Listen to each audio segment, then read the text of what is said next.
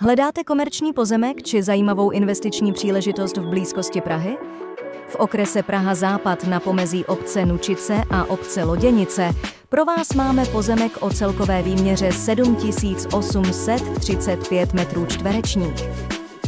Lokalita nabízí velmi strategickou polohu s dobrým napojením na dálnici D5.